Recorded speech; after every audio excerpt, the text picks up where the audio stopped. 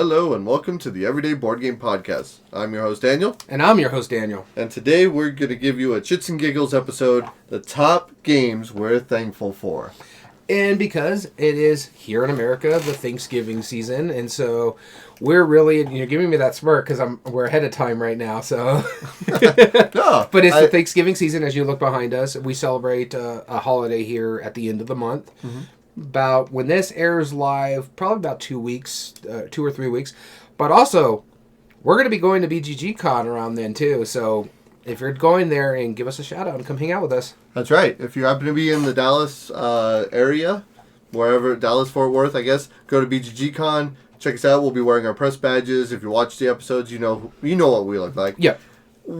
If you just shout Daniel, and then once like the few dozen people stand up, we'll still be standing up. Yeah. So yeah, we're gonna be having a good time. That's one of the things we're thankful for is going to board game cons. Absolutely, we haven't done one yet this year. No, we didn't get to go to Gamma Expo this year just because it just logistically where they moved it to in February was not feasible for us because of what you had to go in on because you're a teacher and instructor, as well as I had a vacation with my spouse like right afterwards, and it's like there's no way I can do this back to back because of our dogs and stuff like that. Until they bring it, west of the Mississippi again, it's pretty unlikely. And so we were going to try to go to Gamma the next year, 2026, but it's just not feasible again because it's in early March. You don't get your spring break till mid-March when it used to land when it was up in Reno. Yeah. Which made it so much easier. So now it's late March. Oh, yeah. This year it's late March, right? Because they had it in the beginning of March around the time the New York Expo. That's why they moved it this way because they wanted to get away from the New York Toy Fair or whatever. And now they're, we're going to do that, but we're going to go late March. And we're like, okay, maybe, but then you're not getting your 2 weeks anymore for spring break, so it's not feasible. And then they decided, oh, by the way, we're just going to make it further east the next couple years, going to Baltimore. Yeah, it's like, come on, Gamma. Yeah, we're done. We're done. We're done. No, I mean, like, in all honesty, we do want to go. We do. We would love to go. That is just not a feasible trip for us. It is not. The plane tickets are going to be ridiculous. Trying to get up there, get a hotel, rent a car. There's nothing. There's no way we could really bring stuff back unless we ship it to ourselves, which is not cheap either. And so it's just not feasible anymore. Because usually it was fine when it was either in Reno or even Louisville. It's a 2-day drive one way or another. It's doable for us. We could do it. Which is why we're so thankful for the BGG Con being in November at a time where we can probably do it. Yeah. And I say probably because we're going to do it this year. Yeah. I don't know about future years, but we'll see. If it's a little close to a holiday. It is a little close to a holiday, and that makes it tricky, right? Yeah. And, but even with it being that close to a holiday, it's still like... It's not far from us, right? It is about a 9-hour drive from where we live. 9 to 10. And that's not bad. Depending on traffic. 9 to 10, right? It's doable. Depending on traffic and bathroom breaks. We're old. Exactly. But no, it's something that I'm very much looking forward to. So, let's get into today's episode. Actually, I was going to ask you, so what do you think about how at the beginning of the episode I just did the full send to what we're talking about? That's why I was smirking. I was like, that was different. I kind of like that. Well, we still went into our normal banter, but... Well, of course. That's going to happen. That's part of our thing. No, it's fine. No, I thought you were smirking because we do record these ahead to give us a bit of a bubble. We do.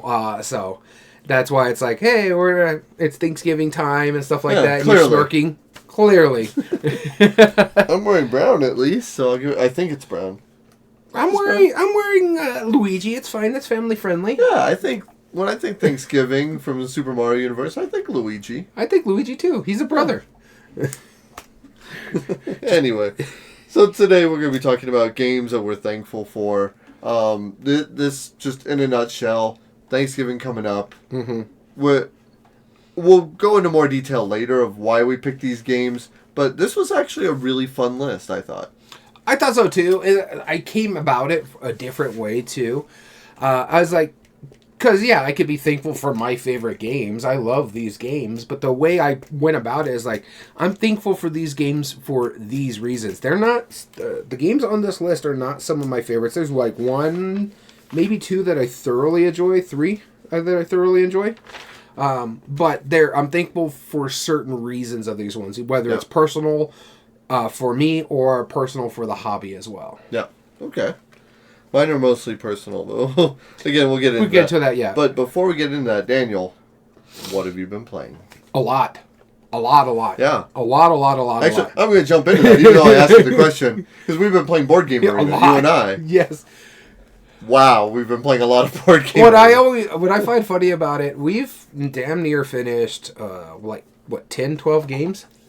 Oh, way more than that. Something like that. No, a couple dozen at least. Yeah, I don't think we're 24 yet. I think we are.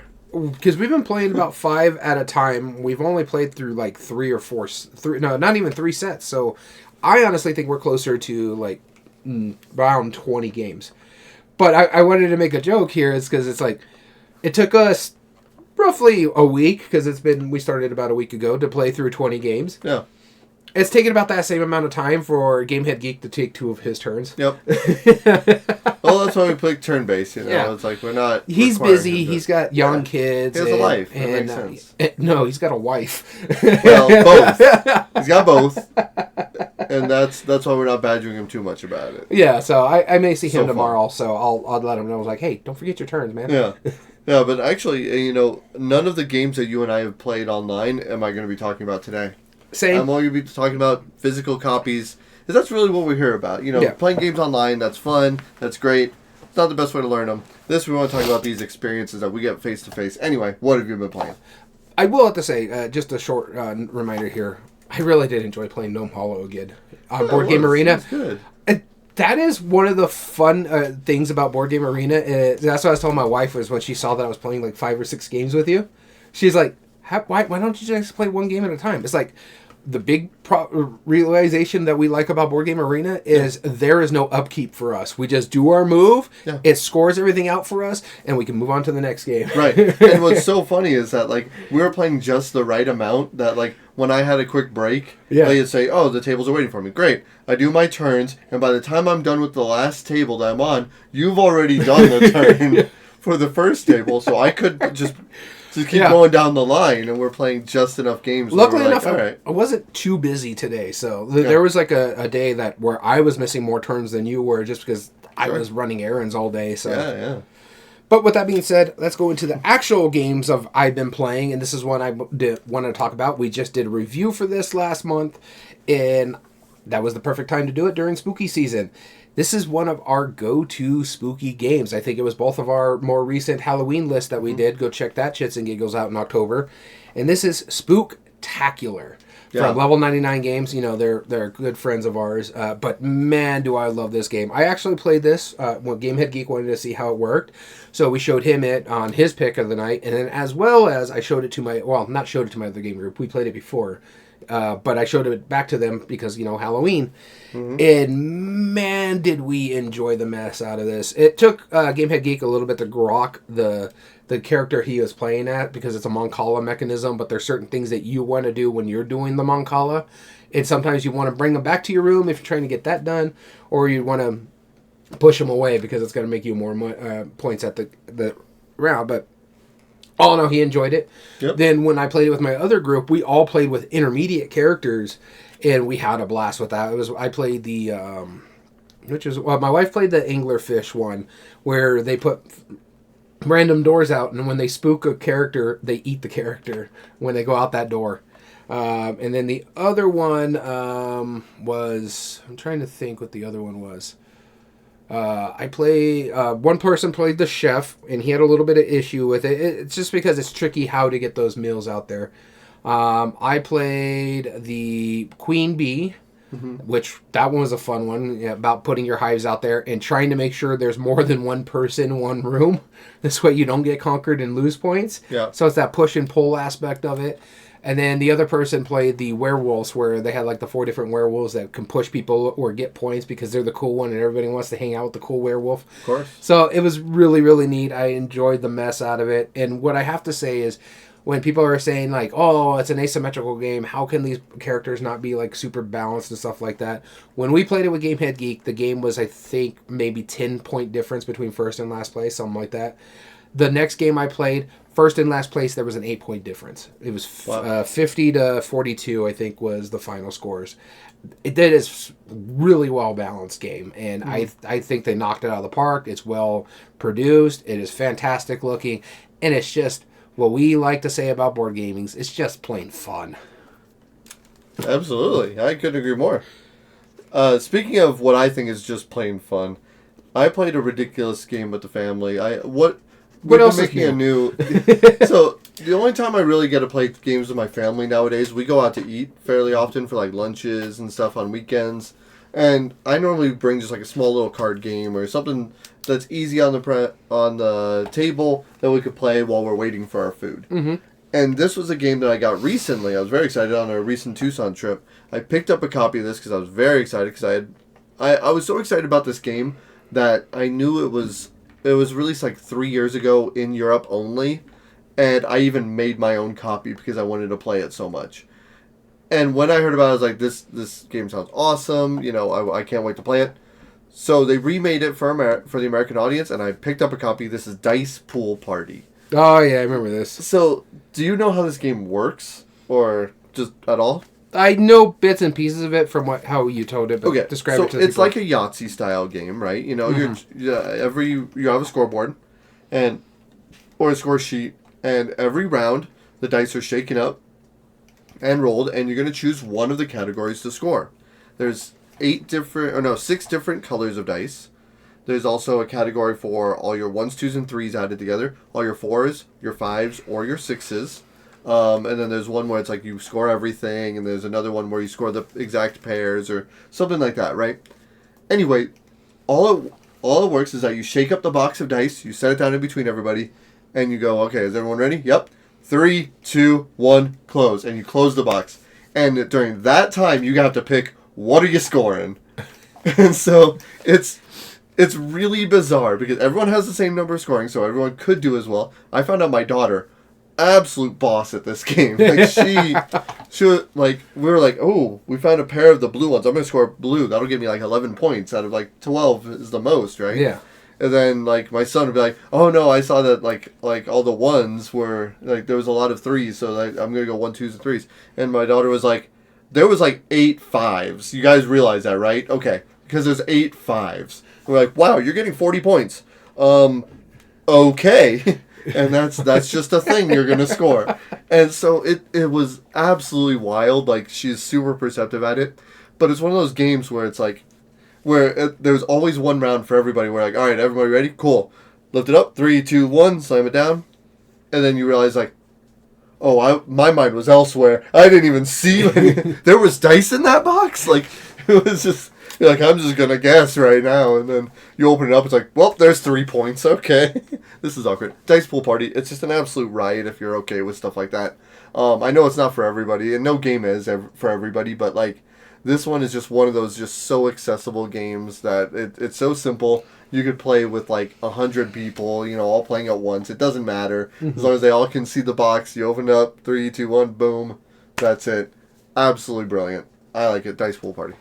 All right, the next game I'm going to talk about is one of my go-to spooky season games. We play this every year, especially because it's my other game group's favorite game. Like, one of the persons there, this is her favorite game of all time. She plays it with everybody she possibly can, has everything for this one, and this is Mysterium. And this is like a perfect spooky season game, and I really do enjoy this one. We actually played it with one of the expansions, but instead of playing the murder weapon, we played motives, and their motive for attacking the ghost that's giving us all this information. We still just have a blast. I'm still not a huge fan of the second part, mind you. We didn't get to the second part. we got destroyed handily because the ghost wasn't giving us good enough clues. But we also played it in hard mode. Who's the ghost? Angel. So shout out to Angel Angel being a ghost. Yeah. But here's the thing: we were playing it in hard mode too, so he couldn't really wipe. We had one wipe throughout the entire game. And then I think with hard mode, there's 7 or something per pile out there. Yeah, there's quite a few more. There's more. So there was that, and then there was, we only had one crow, so he had to be very sparing with that because that's the only time he's ever going to wipe until someone is completely done, which was me, and he could just dump his hand on me. Right. So that is handy on that one. But it's always leads to a good time when you're just sitting there and be like, wow, the ghost gave me one card. This guy is a jerk. Maybe he did deserve to die.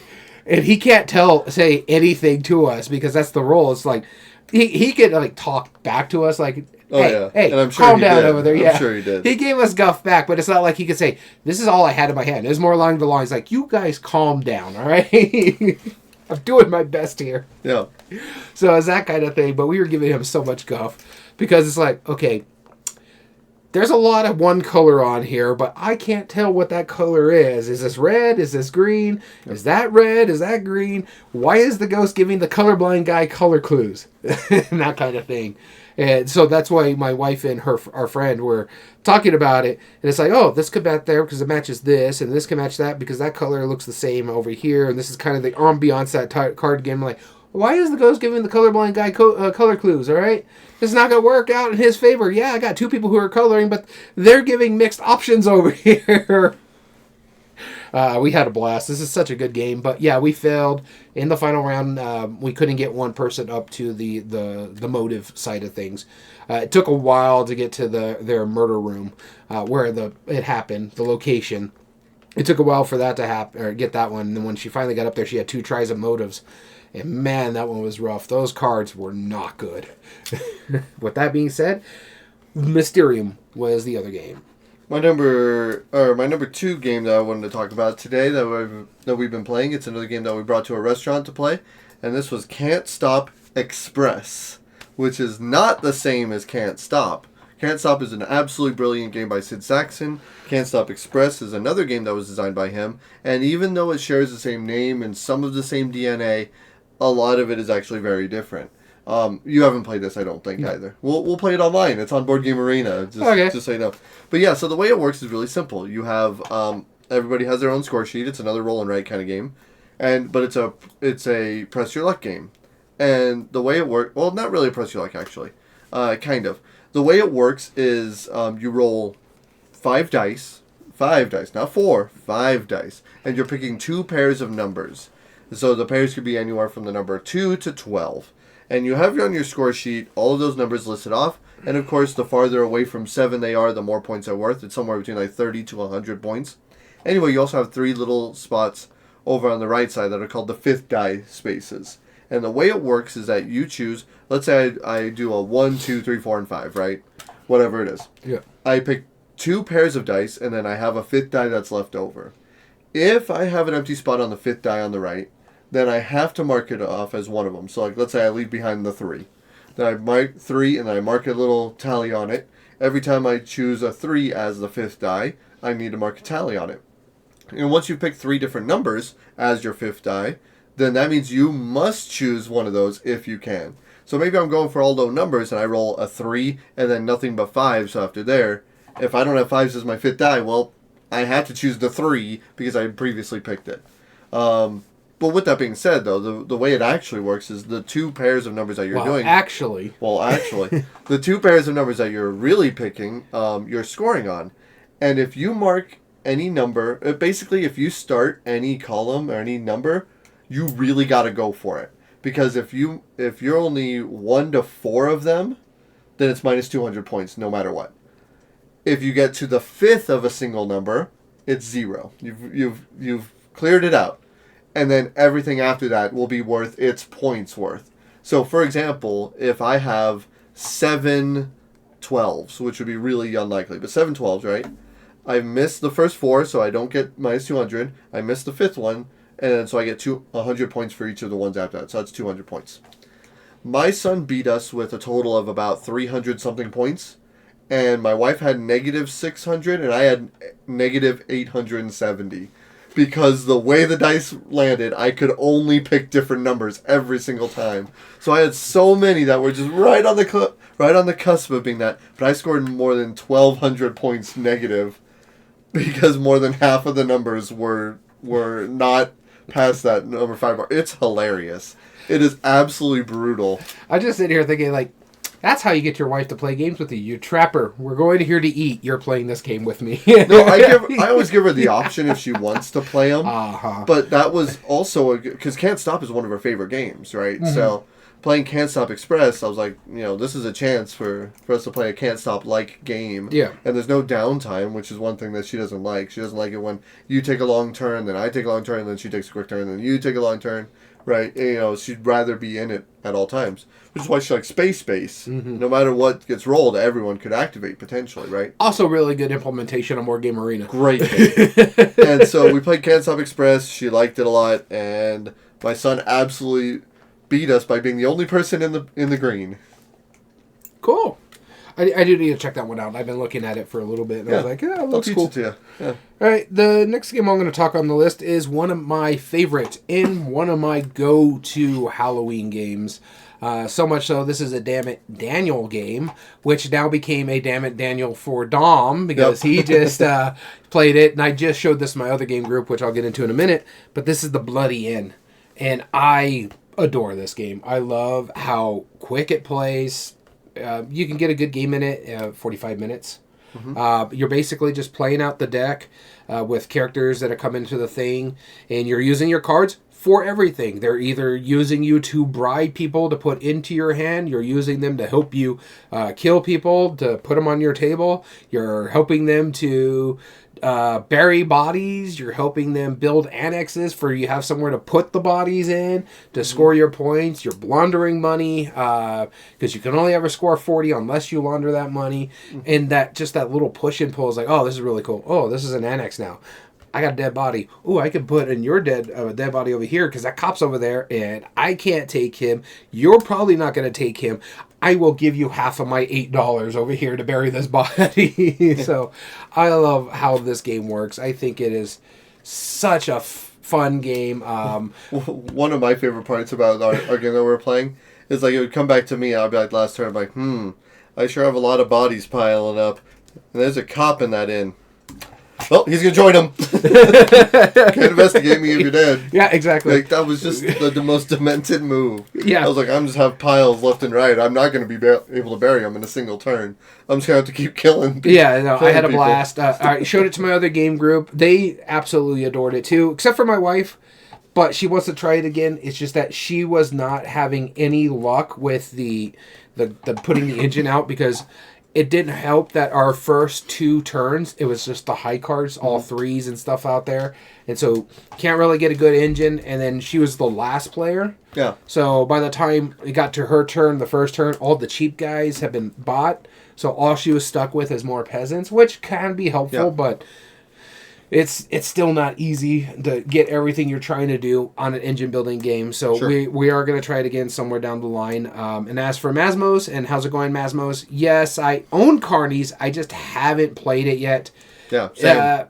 I don't know if it's essential from what I've looked in. All it does is add modules to the game, really. So the Bloody Inn by itself is perfectly fine. Yeah. It is such a fantastic little quick game. The Weberson Santiago art is fantastic.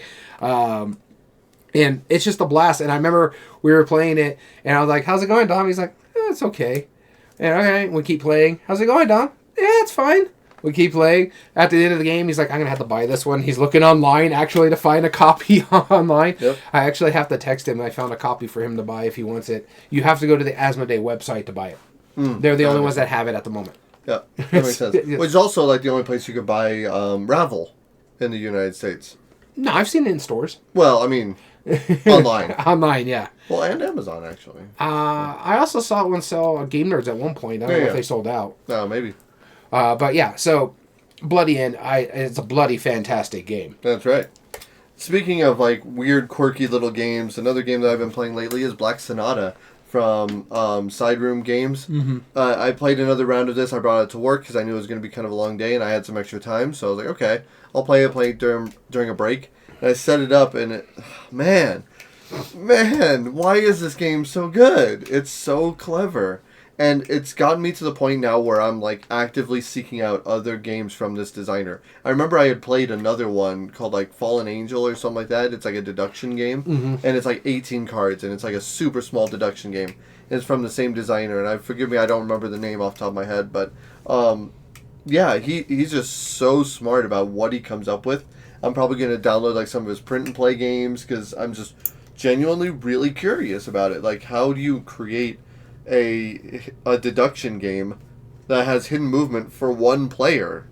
It's like it's the wildest thing where you have to figure out where they're moving, get ahead of them, then unlock that, get the clues, and then use the clues to solve the puzzle. Premium Black Sonata. I absolutely adore this game. I hope it to see in wider distribution. It's from a small publisher called Side Room Games, and they're from Albuquerque. And I've never met them in person before, at least that I know of, but I mean, I'm a fan. Absolutely a fan. I have to pick this one up. It looks interesting from what you describe as. I've loved the other two that I've played of theirs, Orchard, and my personal favorite, For Northwood. I adore that game. And Maquis is really cool, too. Yeah, so I got to try some more of these. Yeah. I just haven't... No one really down here sells them. Does Game Vault sell any of them or no? Not that I know of. All right, the only one that I found them in was Albuquerque. Albuquerque at Slice and Dice. Well, no, I did find For Northwood in Seattle. So. Fair enough. Yeah. Yeah. So, and then that's how you got your copy of it because I found it in Seattle. All right, the last game I'm going to talk about is another one of my go-to favorites, especially for spooky season. But I had not shown this to my other game group, and I'm like, I really think they would adore this one. Because my wife doesn't like very lucky games unless it makes sense and is fun, and you get that tension and stuff like that. So I showed them Cthulhu Death May Die. With actually one of the little expansions I have, the Black Goat, or the Lord of the Black Goat, or Black Goat of the Woods, that's what it's called. And man, we enjoyed the mess out of this. And it's funny because I was telling him, like, this game will ramp up on you, so even though you think you're doing good, that can change really quickly. I did warn them in the very beginning of the game. My wife likes Eldritch Horror enough. She loves Elder Sign. She hated Arkham Horror, which is weird because she liked Eldritch Horror. Yeah. Eldritch Horror does fix a lot of the problems from the edition of Arkham Horror that we played, so I get it. But she was like, it's a dice game. And I'm like, it's not as bad as you think. It's going to get better. All you're hoping for is exclamation points. Most of these dice have the exclamation points. It's just the black dice sometimes will give it to you with the bad things when you're going insane. But you want to kind of go insane a little bit because your abilities get better. And once I explained that to that, she's like, oh, okay. So we started playing it. She's like, oh, this is really cool. I'm going a little insane, but I need this power. But I got this condition. And I was a kleptomaniac, so I kept taking stress because no one would come in my room for me to steal their stuff. Mm-hmm. So that was fun. I do like the fact that you can take stress to re-roll a die. That makes it a little bit more better on the mitigation kind of, other than Eldritch Horror. The Mythos phase, my buddy was playing the ability where he could actually look at it and be like, no, we're not going to do this one, we'll do the next one. And it actually, it worked out in his favor a lot of the times. Like, yeah, this is a much better one because that thing is not moving, coming on the board. And it's like, and they're like, oh yeah, we're doing really good. And I'm sitting there like, it's going to ramp up. Of course, I'm getting screwed over left and right during this entire game. I could never leave the room because monsters just kept coming into... Because I was in a portal. I was leaving a room because we had to break the laboratories. And every time I tried to leave the room, something popped up there. I'm like, okay, I can stay here. I healed up. Now I'm going to be able to get a cool thing finally. Maybe get a helper. Maybe I'll get a tool that can help me down the line. Nope. Something came in my room and I got to fight him. That kind of thing.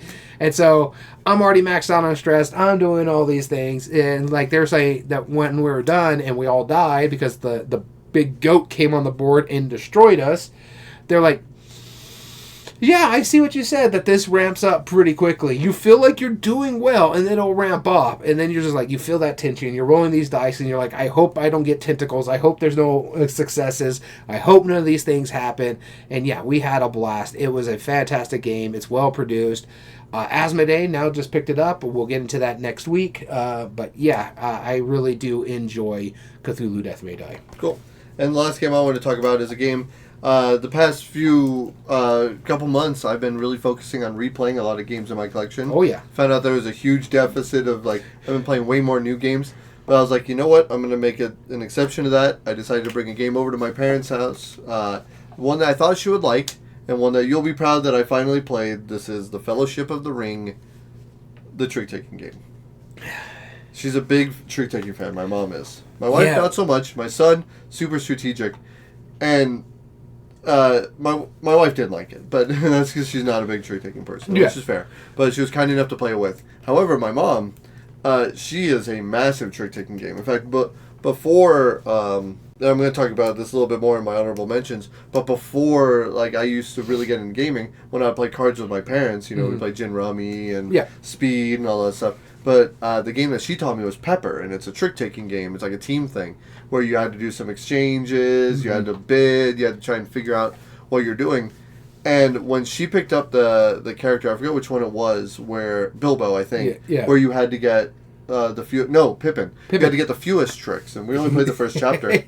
She was like, "Wait, so what do you mean?" I'm like, "You like out of all of us, you have to get the fewest."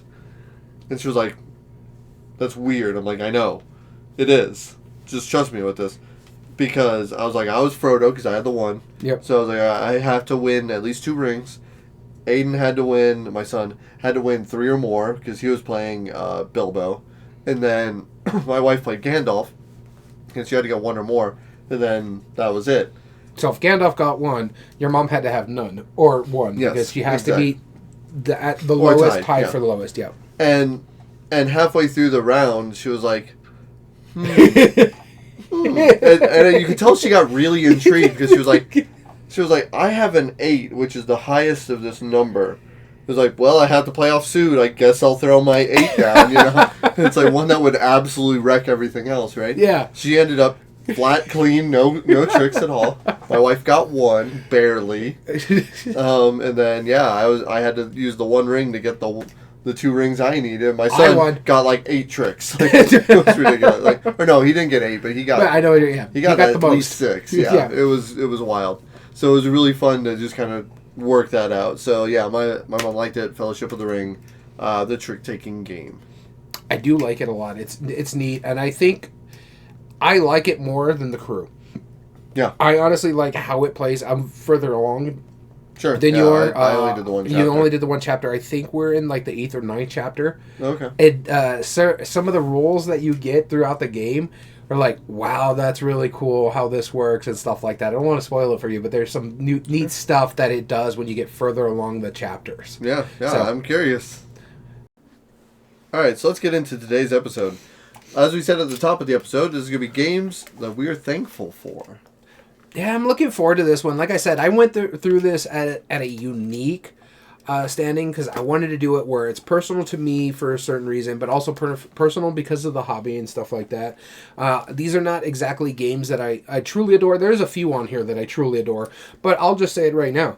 Gloomhaven is my favorite game of all time, but it's not on my list. And even though I am thankful for what they did with Gloomhaven, these just hold more of a special place in my heart for a certain reason or another. That's fair. Yeah, I mean, a lot of mine are tied to like events or different things that I think like are that bring it out more. And while a lot of these are very personal to me, like, and I'll go into more details later on, because again, it's what I'm thankful for, and it was hard for me to be like, well, like I'm thankful like this was a game that was created because of whatever reason. Yeah. So I will go into that as we go on. I do have a couple quick honorable mentions I wanted to just say real quick, if that's all right with you. Yeah, it's fine. I don't even know what I did with my list. Yeah, so I have Senate, which was one, because of course it's the first board game ever, but it is like actually one that I've thoroughly enjoyed playing. Okay, so I am thankful it is for that. The first board game that we still know of. There could be older board games. That's true. You're absolutely right. Pepper, as I said at the top of the episode, as well, because that's one that I grew up playing. Nice. And finally, Magic the Gathering is another one that I was thankful for. And the only reason I didn't put it on this list, because it definitely was like kind of my jumping off point into like hobbyist gaming and stuff, is that it's not a board game. It is a whole lifestyle in its own, and TCGs have a lot that they owe to it. And that was a significant part of my life, in my childhood. So I played crazy amounts of Magic. So I had to put that as honorable mentions. These are specifically board games. There are 3 that are on my honorable mention. I do have one that is not a board game on my list, but we'll get to that in a minute. But I do have the 3 that I was going to talk about. Yeah. You mentioned one of them was Magic the Gathering. That was on my short list because it led to me enjoying like stuff like LCGs, Lorcana, that sort of stuff. Yep. But I like them, and I like what it did for the because it keeps hobby stores industry alive for the longest time. But also, the next game I want to talk about real quickly is Rummy. I played the mess out of that with my dad as I got older. My dad, my mom, my brothers, we would play Rummy as a family. Mm-hmm. It's one of the few games I remember growing up playing with them. Like I said, I remember them having the original Dark Tower game growing up, but I never really got to play it at the time. But Rummy was the first few games that I got to play with my family. When I got older, there's one other game that is on this list that I will talk about.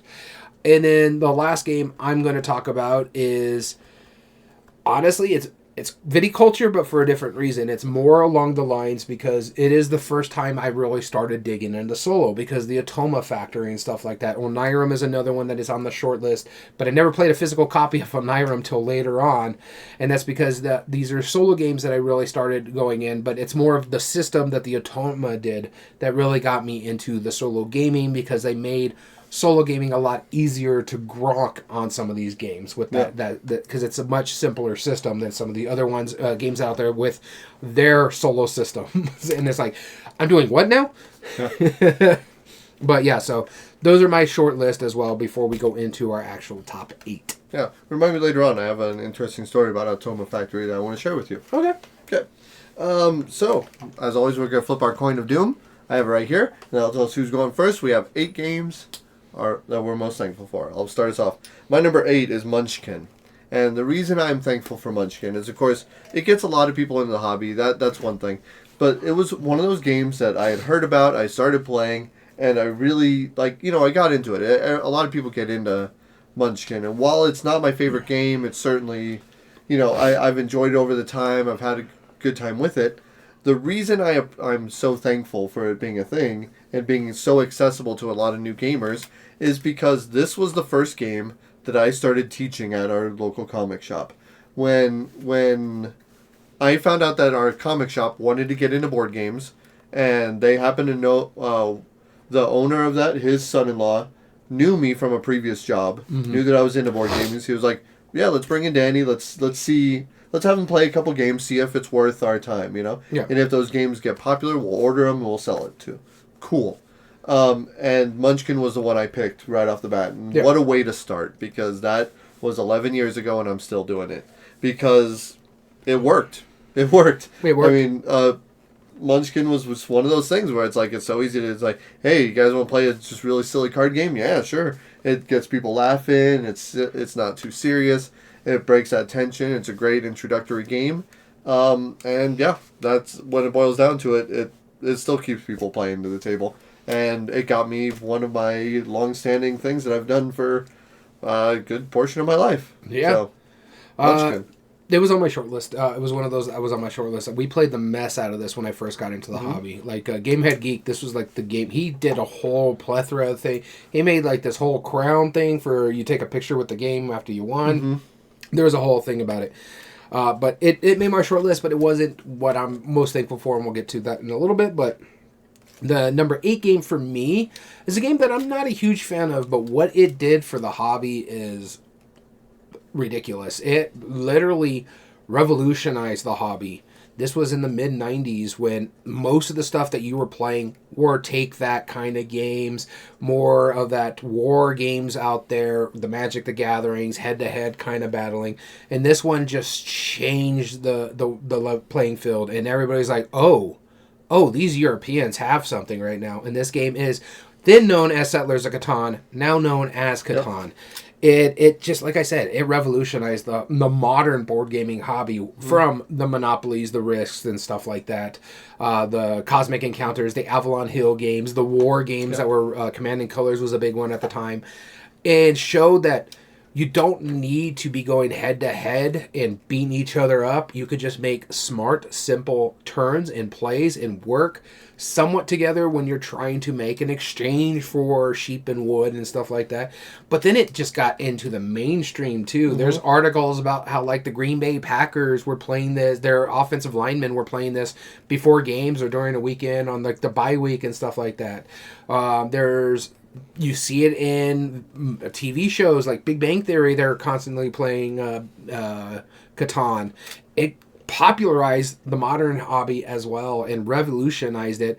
and it also led to a lot of companies here in America bringing in these European games like El Grande. Any Rio Grande Games made their life's blood bringing in these Euro games, and now we're seeing it to this day when it comes to games coming from Brazil and games coming from Japan and Korea. Arcane Wonders had a Kickstarter for a game coming from India. So it's phenomenal what Catan did for the business. It revolutionized a lot of stuff and opened the world to board gaming. And so that's why I'm thankful for it. It has to go on this list. Cool. I couldn't agree more. This was on my short list. Mainly just, again, for personal. Yeah. It was one of those ones that we just grew up playing, and yeah, got me in as part of a doorway. All right, our number 7s.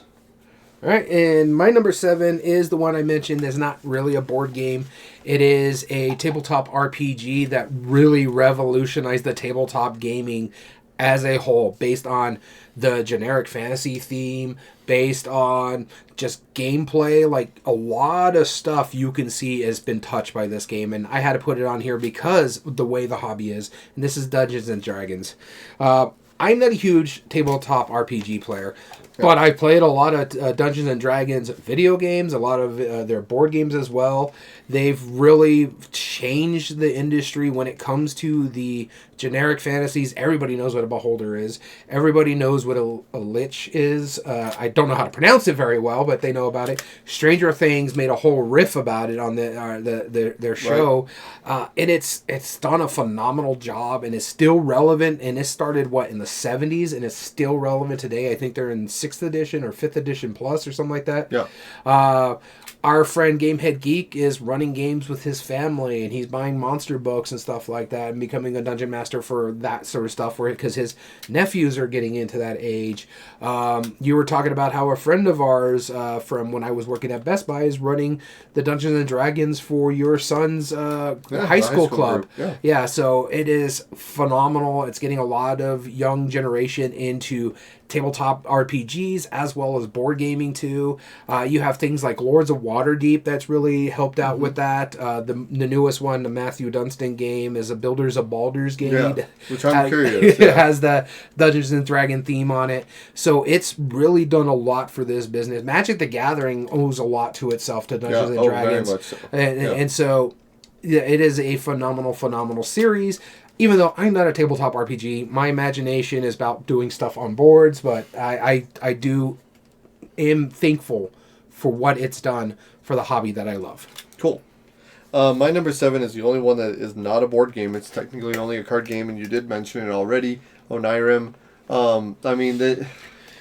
Okay, so first, this was the first solo game that I actually really started playing.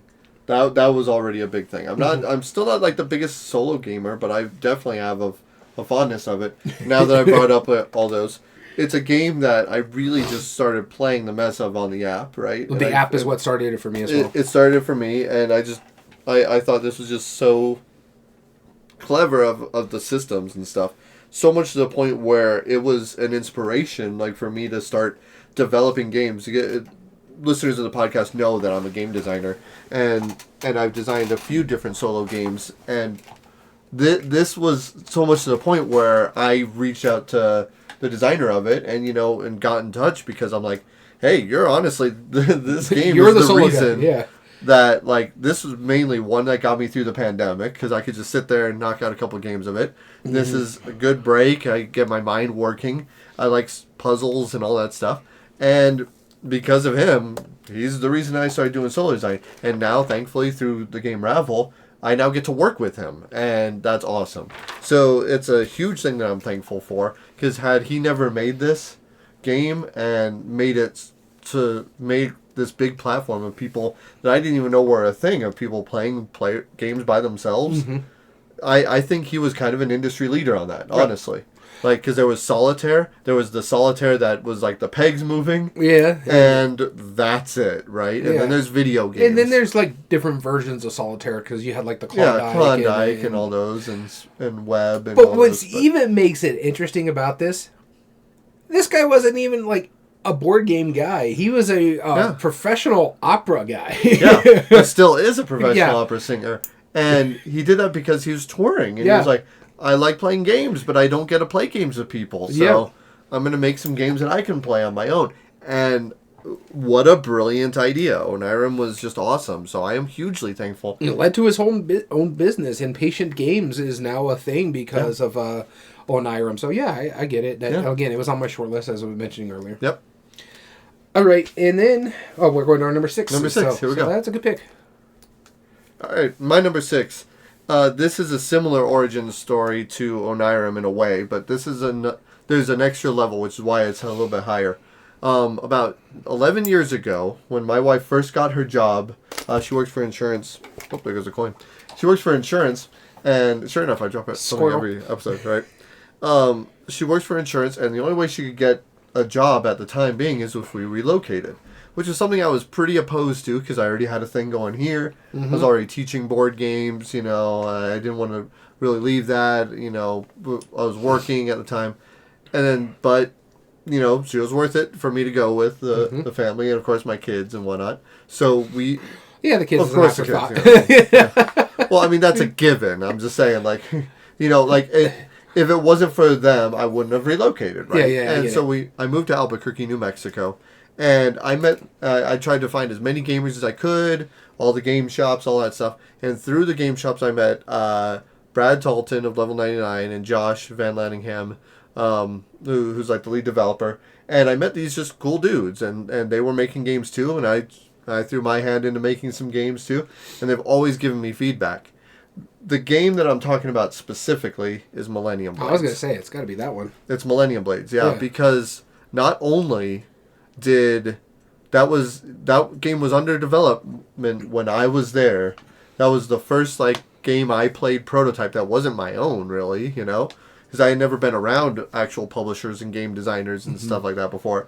So having to see, Brad develop this crazy game and watching him as he's making this wild thing and running a very successful business, and rightfully so, off of this just absurd idea. And since I had a Magic the Gathering background, I could contribute and I could give honest opinions through the playtests and stuff and come up with some cool things.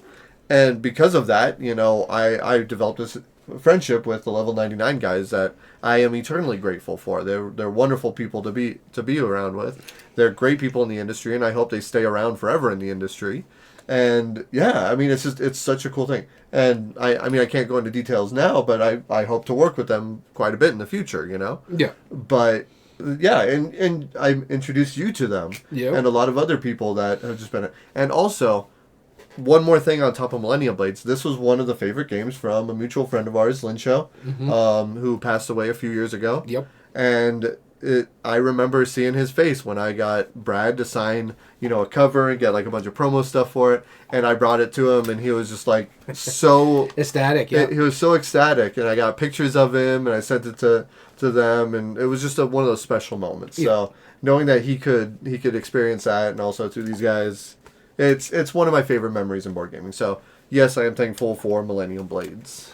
All right, my number 6 here is not as touching as that, but it is from now on. It's mostly personal stuff for me as a hobbyist in this industry, and this is Harry Potter Hogwarts Battle. Now, as of right now, Harry Potter is a do not touch kind of thing with the way the author has been lately. But for me, this opened my eyes to campaign games. I was also a huge fan of the IP.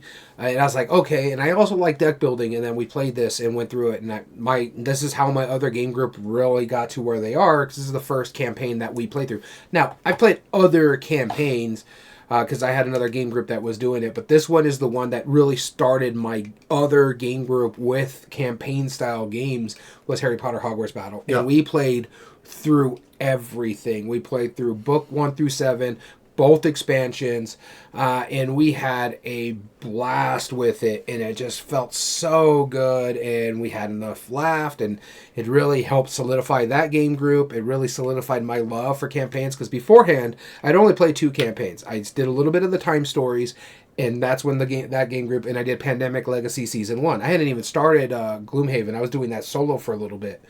But then I got this one, and we started playing it with that other group, my other group, and that was just it, because everybody was a fan of the IP. And then my only gripe of that game is the screen caps, but we didn't mind it too much. And then playing through it, the op did really well on that, to the point where I'm now playing through the Toy Story campaign because we wanted to play that game style again. But I'm like, we've already done that story, and yeah, it'd be fine. It's been a little bit since we've done it. But it would just be nicer if we just went through something new. And we just played through Ticket to Ride Legacy Legends of the West. Went through all that. We're playing through Gloomhaven. We're playing through Role Player Adventures. And it all started because of Harry Potter Hogwarts Battle. And you mentioned it earlier, the Lord of the Rings trick-taking game. We're playing through that. And that's because of this game is what really started it. And I adore what this did for me and opened our eyes to that style of game, and we look forward to starting new campaigns, and after we finish campaigns that we're on, it's just a blast. And so for me, my number 6 that I'm very thankful for is Harry Potter Hogwarts Battle. Cool. And I'll be starting off with number 5. Number 5, talking about things that started everything off.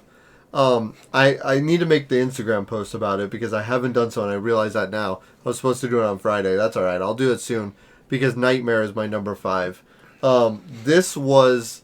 Me and my friends were playing Nightmare before I had a weekly game night. That's how long we've been playing Nightmare. It is a Halloween tradition. It is my wife's favorite holiday is Halloween. And I think it is. I should double check that. I'm pretty sure it is. No, hers is Thanksgiving. Second favorite is Halloween. What am I saying? But I'm like your wife, who's all about family, and you're saying Halloween's her favorite. Well, it's up there though. It's up there. Yeah, I know. What I'm saying though is that Nightmare.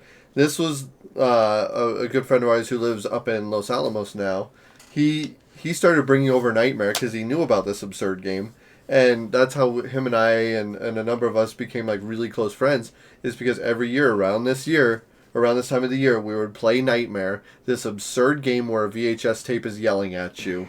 And it was just so dumb that it became a yearly tradition with us. And this last Friday, I played it again and introduced it to some new people. And I'm afraid that that's going to be a tradition with them too. Because... they, like, 45 minutes into the video, like, one of the person, like, looked over at me and was like, I get it. I get why you do this. This is so dumb. It is so ridiculous. Like, it doesn't make, like, he's belittling you. He's changing rules. Like, and it's just, it's when games were made to be good, not to be fun. Because it's not a to terrible... be fun. Or, yeah, the other way around. Be fun, not good. Exactly. Because this game isn't good.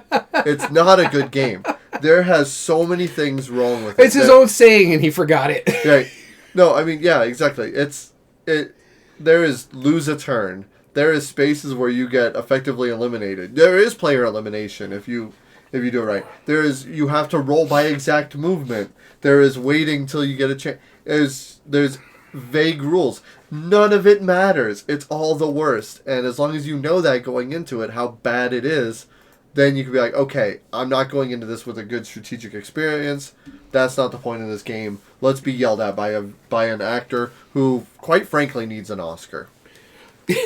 He does not. He is an absolute... That is worth watching on its own, regardless of the board game. Which you can find on YouTube. Yes, and thank you to whoever... I'm thankful to whoever posted that on YouTube, just so I don't have to bust out the VCR every time.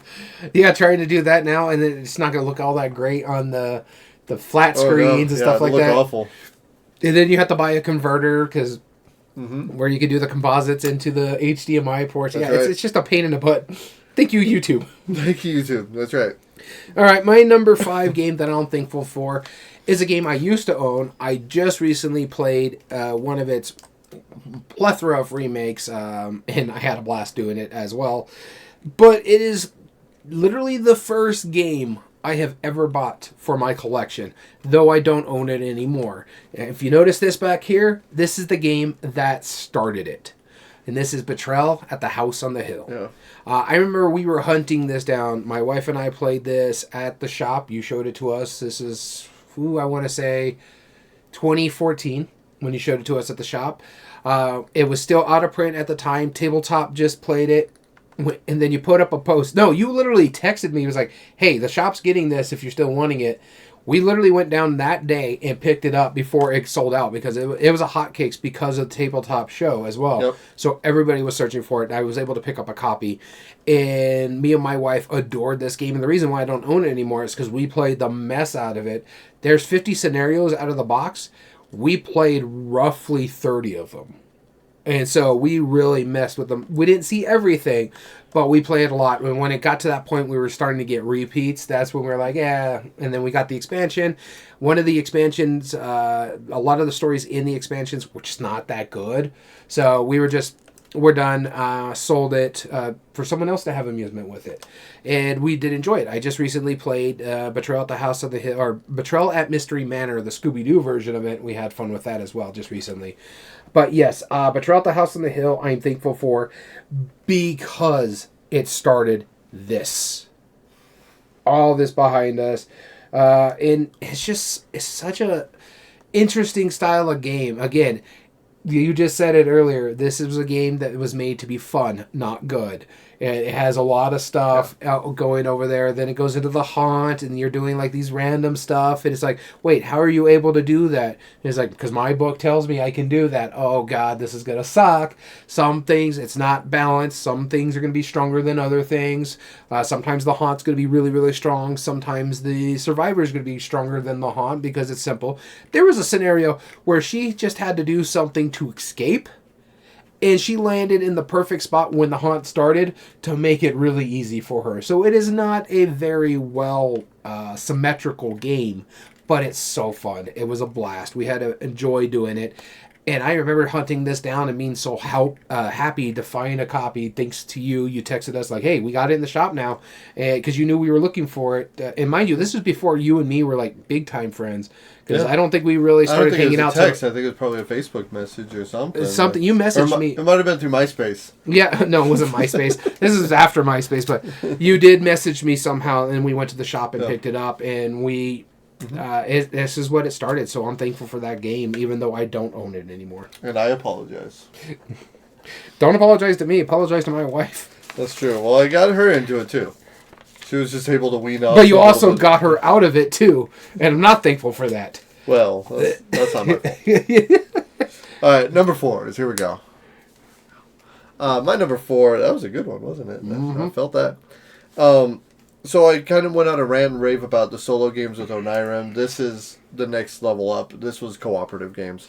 This was, for us, seeing a board game that you could play cooperatively together was revolutionary in my eyes. You know, I think it was like absolutely incredible. It got a lot of people seeing this alternate side of board games where it's not roll and move, not beat each other up, not playing cards, duelist against each other, dueling wizards. The question is, which one is this one going to be? It's a Matt Leacock game. I'm just trying to think which Matt Leacock game it is. It's Pandemic. Okay. And I thought it was going to be Forbidden Island. The reason it's Pandemic is because of Pandemic Legacy as well. Ah, okay. Because if it wasn't for Pandemic Legacy wouldn't be a thing. And there was even, like, I even have stories about buying Pandemic Legacy Season 1. I remember that very distinctly. Me, my friend Jonathan, and my wife and his girlfriend at the time went to Houston to go to a friend's wedding. And I had been looking for Pandemic Legacy ever since I heard about it. Like, this sounds really intriguing. I want to buy it. I have the money. I'm ready to go. And we went in Houston to a game shop. We walked in, and all of the men stopped playing because they all stared at, you know, his girlfriend and my wife. And that's... Girls! Yeah, they're like... Girls, you know, and that was the first time we really felt like, that's weird, you know, and like amongst other memories that we had of that whole weekend, which is wild, you know, and my friend almost having to like kick a couple cowboys' butts, you know, because they're racist and whatnot, because he's Filipino and he can destroy them if he needed to. There's a whole video on YouTube. There is a whole video of him like taking out a mugger who tried to steal his wallet. It's the craziest thing. Anyway, tangent. You brought it up. Anyway, so you just talked about him kicking the cowboy butt. I'm saying because that's when we finally you went brought to it up. A city in Texas where we've never. I'm not even gonna dignify it by naming it, but man, was it racist! We've never experienced that level of racism before.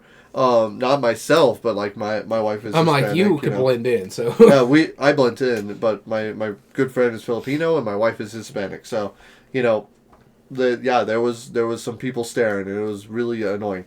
Anyway, but That's neither here nor there. I would have been a lot more angry had I not had Pandemic Legacy Season 1 in my trunk at the time. that kind of kept me sane. It's like, because I knew if I'm going to jail, I can't play this game. I'm willing to make the sacrifice. I'm just saying I kind of don't want to, and that's an extra factor. No. Pandemic, just the whole system. I fell in love with the original game. I bought many of the expansions, many of the spin-offs. Many of the good memories revolving around this game in different ways. And then leading it into Season 1 of the Legacy game, which got me and my wife really into Legacy games. And that being just a whole nother chapter of how could I not put this on the list. So Pandemic, it's my number 4. All right, my number 4 is another one that really changed the game for me personally. I mentioned Catan, how it changed the hobby in general, especially when it comes to Euro games. This is the game that made me fall in love with the Euro game. This is the game that you showed at the shop, and you're like, hey, just kind of watch this real quick. At that time, we were only playing stuff like co-ops, like Forbidden Island, Forbidden Desert.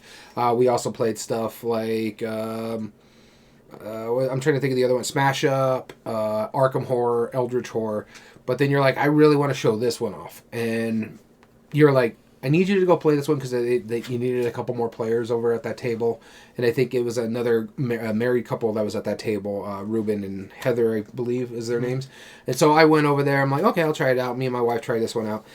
And it made me fall in love with Euros. It made me fall in love with a specific designer. This is Castles of Burgundy. Oh, wow, yeah. Yeah, that's a different one, isn't it? Yeah, so it really made me realize, like, I don't need to, like, roll dice for attack or play these things to happen this up. I don't have to beat your character up. I can play how efficiently I want to and try different stuff to win the game. And this is a point salad through and through. I get a little bit of points here, I get a little points there, I get a lot of points there. And it's been just nonstop for me when it comes to Feld games. I love Euros. I love some crunchy Euros. Mm-hmm.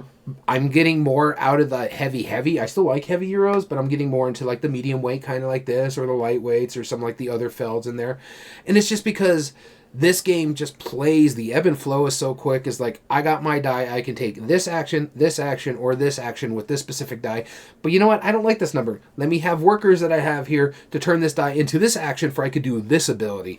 And it just is like, oh. And then every time you're doing it, you're like, oh man, I feel so clever. And the first time I remember playing this at the shop, and this is at the old shop before you even had the second room, I was like, wow, okay.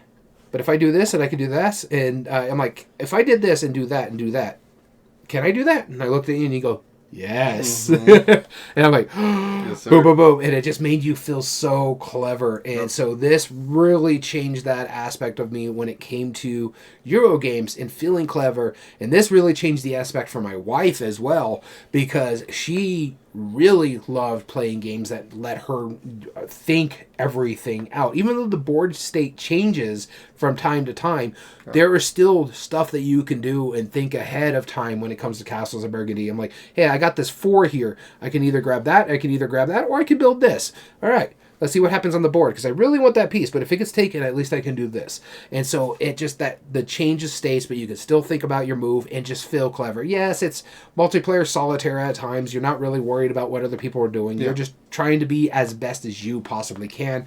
And I love going into this game and trying new things. Like, we just recently played a version of this on Board Game Arena, and I tried something different that I normally never do. And I completed all my castles, and that's the first time I've ever gotten all my castles out on the board. That we played the Awakened Realms version of this game, and I did something completely different, and this is like the umpteenth time I've played this game since the first time it changed my mind.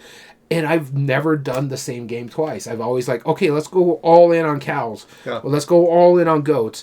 Or let's do these bonus buildings and stuff like that and see what happens. And I love that aspect of these kind of Euros where I was like, I may not win the game, but I want to see what I can do. Sometimes it works, sometimes it doesn't. And Castles of Burgundy is the one that I'm grateful for because it's what changed my mind about board games and Euros for that matter. Wow. And it's because not too long ago, later, you made me play Power Grid, and that didn't go well. I thought about putting that on my list, actually. Because in a way, that kind of built that camaraderie amongst us. Yeah. In a weird way, but I did put it on the list. Yeah. All right, number 3. Here we go. All right, number 3.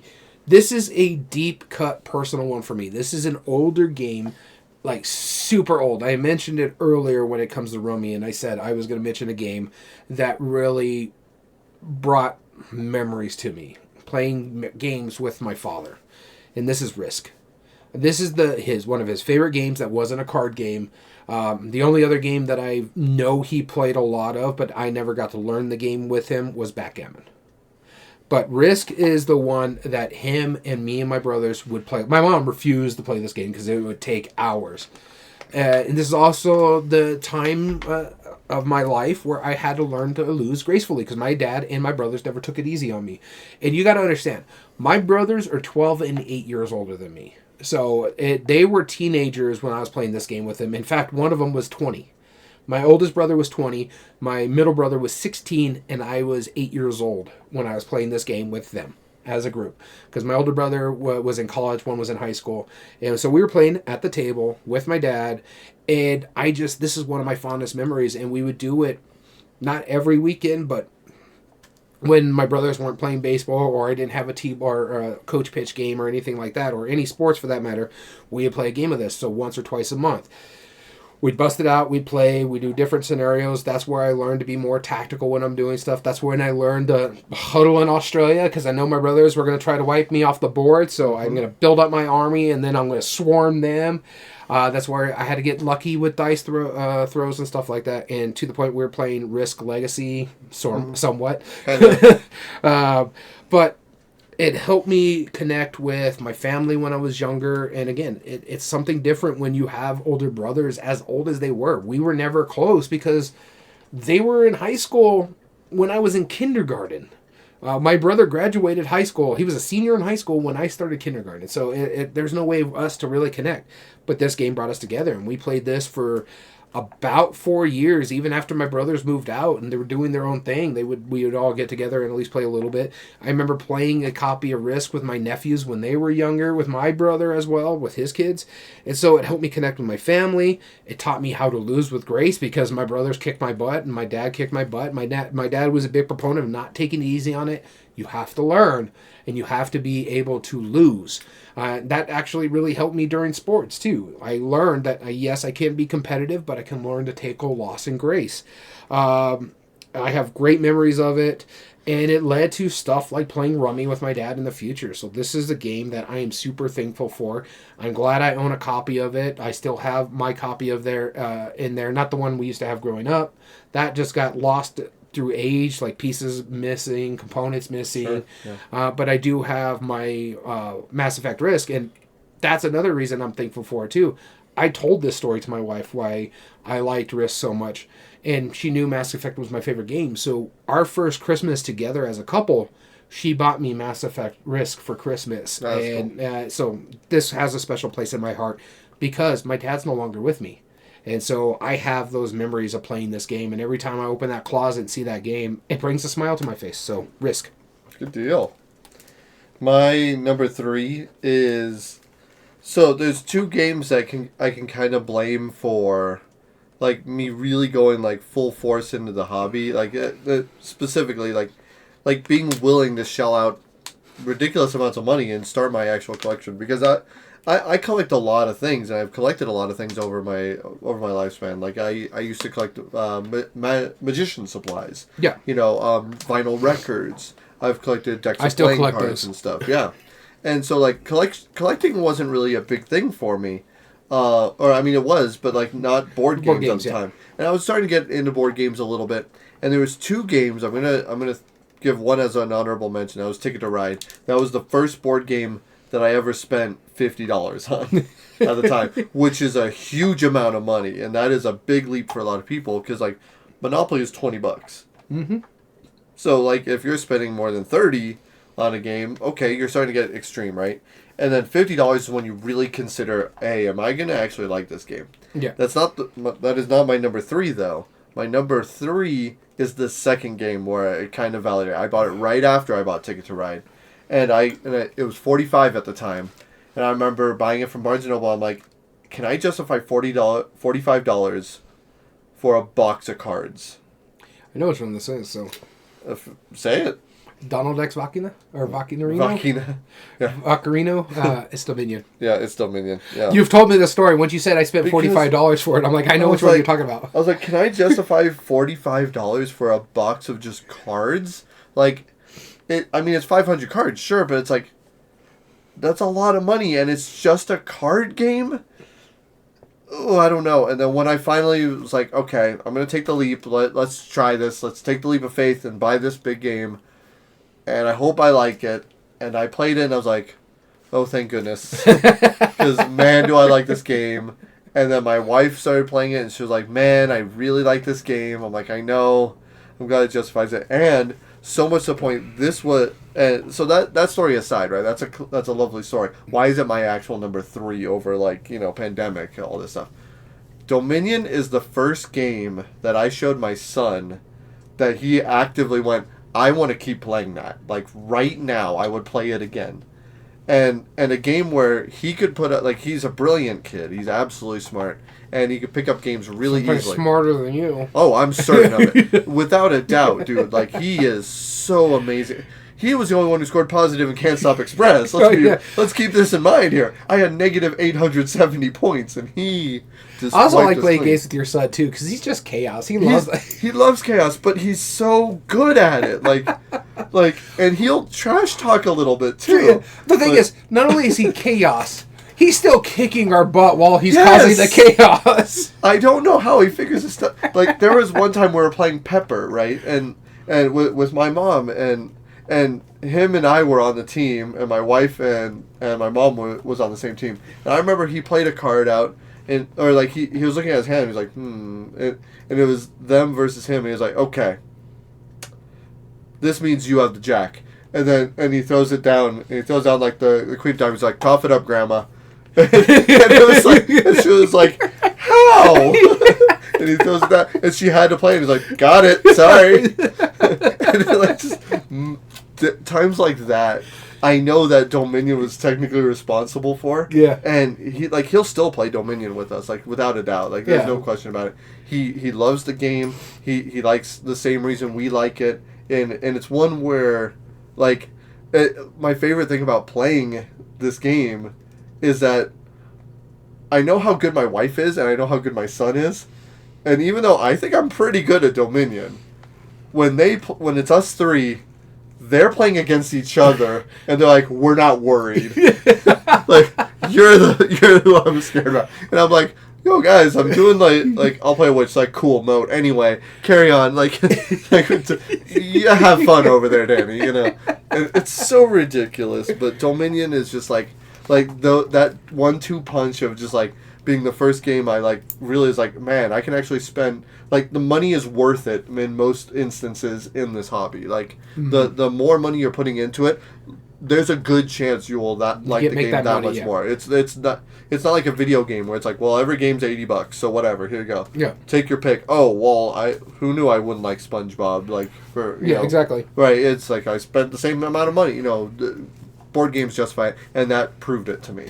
I like how this was your number 3, right? Number 3. Our number 3 is the same thing, but from different perspectives. I'm the son playing with my dad. You're the dad playing with your son. Yep, exactly. I like that. That's some good symmetry right there. It very much is, yeah, absolutely. On to our number 2? Yep. Here we go. My number 2 is another one that I needed to put on this list because you kind of mentioned it, a game that helped you go through the lockdowns. Mm-hmm. And this is the game that really helped me and my wife go through the lockdowns as well.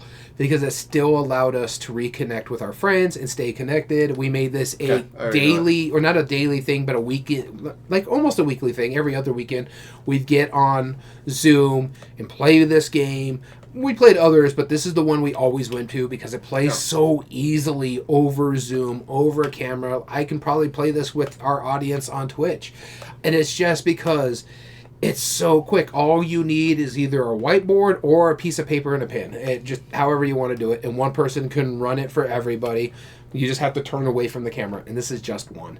This game really saved me during this lockdown because we were having weekly game nights, and we had to stop that. There was no way we could do gaming. We tried to do Board Game Arena a little bit, but this is when it first started, so the implementation was good, but it wasn't great like it is now.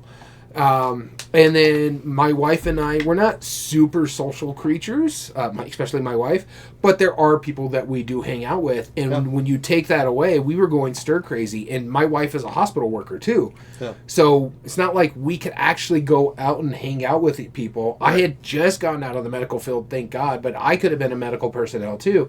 And there was no way I can get out of the that sort of thing. And we were kind of stuck. We were watching movies and stuff like that. And I'm like, man, I'm just itching to play board games. And I was playing solo games, well, trying to anyways, because I didn't have on IRM and stuff like actual physical solo games. I just had the Automa systems. So I played a lot of those too. But it was this game when our friends were like, hey, we have this copy. You have that copy. You can play this game. And then I was like, oh, I have just one. Why don't we just get some paper and write our clues and stuff like that and figure that out? And this thing is what kept our sanity alive during lockdown.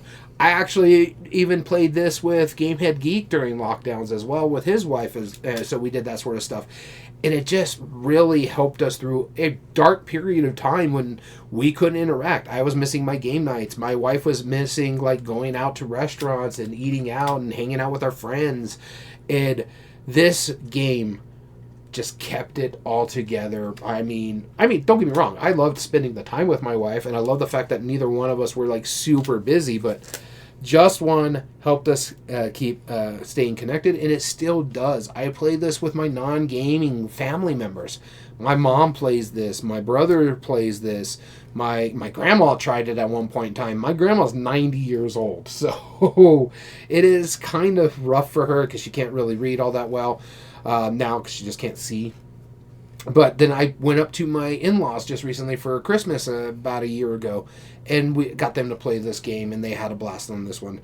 So Just One is my number 2 most thankful game because it helped me through one of the darkest periods in the world in my time as well.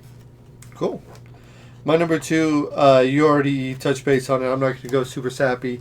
But, yeah, I was a dad's kid too. Yeah. And, so when I was first, designing games and first learning how to design games, my dad was kind enough to play test a lot of them, and he's probably sat through a bunch of I knew this crap. was going to be on your list. Yeah, and well, he sat through a bunch of garbage, honestly, of play testing. And so whenever I was like, hey, you want to play a game? He would be like, yeah, no, I'm all right. More often than not. But there was one game that always, he would be like, all right, I'm willing to play. Because he liked geography, he liked road trips, and he liked this idea. This is 10 Days in the USA. Recently reprinted by the Op, Alan R. Moon. So I knew I was going to get Alan Moon in here, whether it's Ticket to Ride or not. I got to give him a shout out because I'm super thankful for this. It's just a really clever version of Racco is all it is. Yeah, I'm trying to put a number of... and the Op's new version is fantastic looking. Yeah, it is. Yeah. And you're just trying to put 10 cards in a row and have them all connect, as a road trip or a 10-day trip in the USA. My dad would always be up for this game. We would play it multiple times in a single sitting even too. So he just loved it. The version I had for some reason had 2 Missouris. It was kind of weird.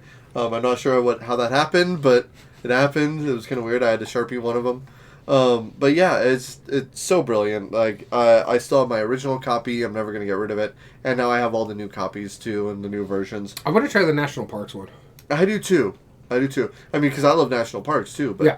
Again, this is one game that I'm going to keep for the rest of my life because of those memories. Yeah, because just like memories. I still have Risk. Yep, exactly. No, I get it. 10 Days in the USA, I'm very thankful for. All right, moving on to our number ones. And I'm glad to start with me because this is the least surprising game out of all of it. In fact, I even played this last night with my wife on the phone because it has a pretty darn good app implementation. This is a game that is what started this hobby for me. And you know what it is. It's your number 1 game of all time? My number 1 game of all time, Carcassonne. Yep. I'm not going to belabor it. I am so thankful this was a thing. This is just such a great game. It's a great game for the hobby. It's a great game for European designers. Catan, yeah, that was the big one. But Carcassonne kept it running, right? That kept Rio Grande Games in business for a long time. They're still making versions of it. They're still making anniversaries. Who has it now? It's still Hans and Gluck. Well, I know, but who's the... Z-Man. Z-Man, I thought. Z-Man printed in the USA. Yep. And they still support it.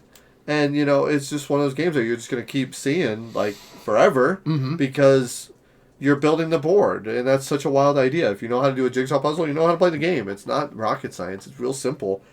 But it still gives you strategic, depth. It still has a lot of things going on in it. And, I mean, I still, to this day, with my family... with my wife, with anybody who will play it with me, I will play it. Carcassonne, hands down, any day of the week. I am super thankful for this starting this hobby for me. All right, and my number 1 is a cheat. It's 2 games, not 1. But hear me out on this one. This is 2 games that we almost went without a hear me out. But yeah, but there is a reason why this is here because I couldn't choose between these 2. That's fair. The first game I'm going to talk about. Well, I'm going to talk about them together because of why I'm thankful for these games. But one of these games I somewhat like, and one of these I can play. I do like this one a lot, but I prefer its predecessor more. But the first game is Forbidden Island. The second game is King of Tokyo. And the reason why these games are on my list is because it started all of this. These are the first 2 games you ever showed me at the shop. Forbidden Island led to the meme where you weren't allowed to shuffle co-op card games. First time I ever played Forbidden Island. Still to this day, people say that at the shop who have never been anywhere near that initial group. And so you cannot shuffle the cards because the first time we ever played this game, the first time I was ever introduced to board gaming, 2 water rises right off the rip. And another reason for this as well is this is what started my gaming groups, my gaming hobby, everything. My friendship with you, this podcast, everything is this one. Is Forbidden Island. This is the first game I ever played with Gamehead Geek, who was my first friend out of this hobby. Yep. This is the second game I played out of this group was King of Tokyo. This is the game that made me and Gamehead Geek be friends. And it's because we were playing King of Tokyo with the expansion. I was playing the Godzilla ripoff that had a detachable tail. Gigazor. And I had a detachable tail, so I ended up winning the game. And this is when we talk about those stand-up moments. I remember he got so loud because he was calling me out. I was like, how did you do it? Because I hit the 20 points. Only time I've ever done it in King of Tokyo is I hit the 20 points because I was like, I took all your hits. I had like 2 health or something like that. And detachable tail, and I am good. I don't take any of your blows because it all went to my tail. And won the game, hit my 20 points, and he started like, ah! And just, it was just out of jest. We were having a good time, having a blast. Sure. It is the fact that I ended the game, because if he knocked me out and got into Tokyo, he could have won the game if he stayed in Tokyo, because he was close to the 20-point threshold as well. And it's just one of those things. It's like, I like King of Tokyo. I think it's fine. I prefer King of Monster Island better, the co-op. But again, it is the first 2 games I ever played with Gamehead Geek, which led to my other game group. I met my other game group through Gamehead Geek. We started our own little game group, and that's when you started playing games with us outside the shop. Mm-hmm. And then when you came back from Albuquerque, we really started this new game group. That's when we got Damn It Dom to start joining us. Mm-hmm. We got Gamehead Geek, you, my other game group, all other board game friends. Like, most of my adult friends now is because of these 2 games, and that's what I'm eternally grateful for. It is led to everything for me. This podcast as well. It's something we started in the hobby because we still wanted to do something about gaming, because that's how much we missed it. And I mentioned in just one how it kept me through my sanity. This podcast kept me through my sanity too, because you and me still were able to connect while playing or talking games and stuff like that. Yep. I couldn't play games a lot, but I got to talk about them. That helped out a lot. We had much bigger anticipated games list because of it. Yeah. And to that point, this is what it led to. These 2 games, Forbidden Island, King of Tokyo, were the first 2 games you ever taught me that led me down the rabbit hole that is this hobby. Now 400 or so games later, one podcast that's been going on for roughly 6 years now, because this is our 6th year as we're speaking. Even though it's 5 years later, the first year does count. It's weird like that, but science. But yeah, it led to everything. My other game group, Gamehead Geek, content creation, the collection, So, Forbidden Island and King of Tokyo, I cannot separate these two. Cool. So, like you said, I mean, this is a very thankful episode. I mean, there's a lot to be thankful for, and especially in this hobby, it's things that we just need to sit back and just remember, like, why we play this hobby. Yeah. We're playing with toys. I mean, we're playing with toys. We're adults, grown men that are playing with effectively toys, right?